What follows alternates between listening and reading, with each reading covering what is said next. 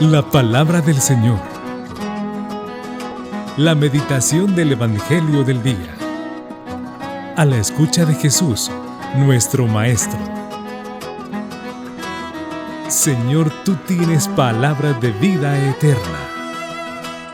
Queridos hermanos y hermanas, continuamos con nuestra meditación del Santo Evangelio, la palabra de Cristo que da vida, da esperanza y da fortaleza al corazón del discípulo que quiere vivir según las palabras del buen pastor. El Evangelio de este día está tomado de San Marcos. Un sábado Jesús iba caminando entre los sembrados y sus discípulos comenzaron a arrancar espigas al pasar. Entonces los fariseos le preguntaron: ¿por qué hacen tus discípulos algo que no está permitido hacer en sábado? Él le respondió: ¿no han leído acaso lo que hizo David una vez que tuvo necesidad y padecían hambre él y sus compañeros?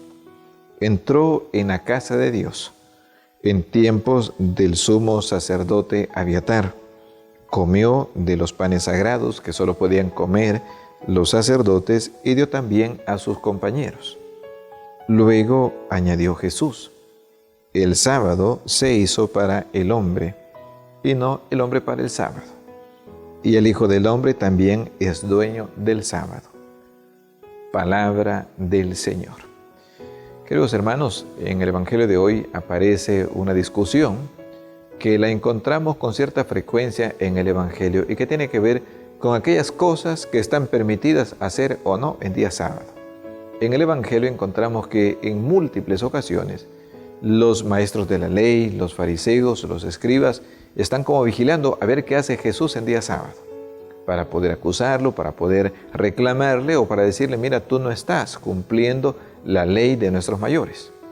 En esta ocasión en concreto todo surge porque los discípulos de Jesús están comiendo espigas mientras van pasando por los campos y es un día sábado. Y la pregunta es: ¿por qué tus discípulos hacen algo que no está permitido hacer en día sábado? Se cuestiona a Jesús por el comportamiento de sus discípulos y esto ocurre con frecuencia. Muchas veces a nosotros los cristianos se nos va a criticar porque no sabemos reflejar la enseñanza de Cristo Jesús, porque nuestra vida no es conforme a la palabra de Cristo.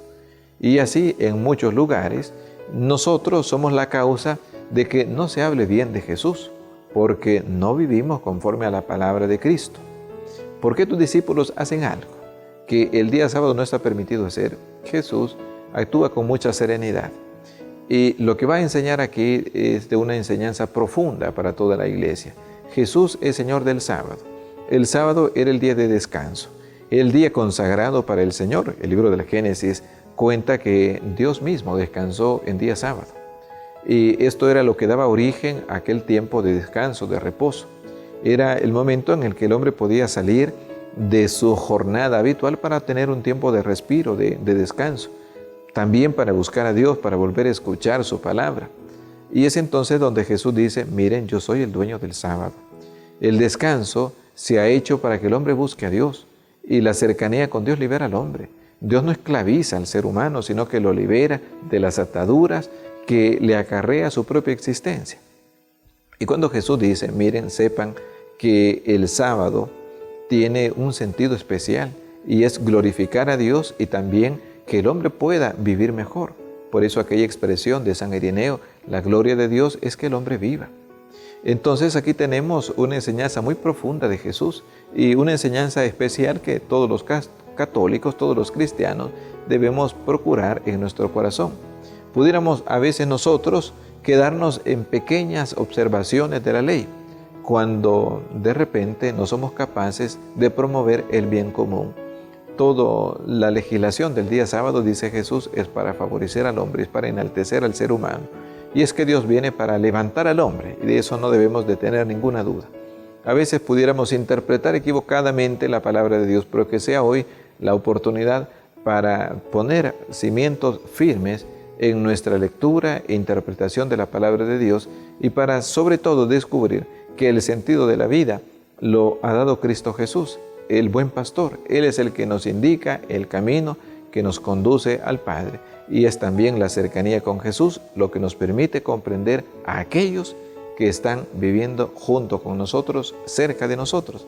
El que ama a Dios sabe también descubrir y sentir lo que viven y lo que sienten los que están a su alrededor. La palabra del Señor. La meditación del Evangelio del día. A la escucha de Jesús, nuestro Maestro. Señor, tú tienes palabras de vida eterna.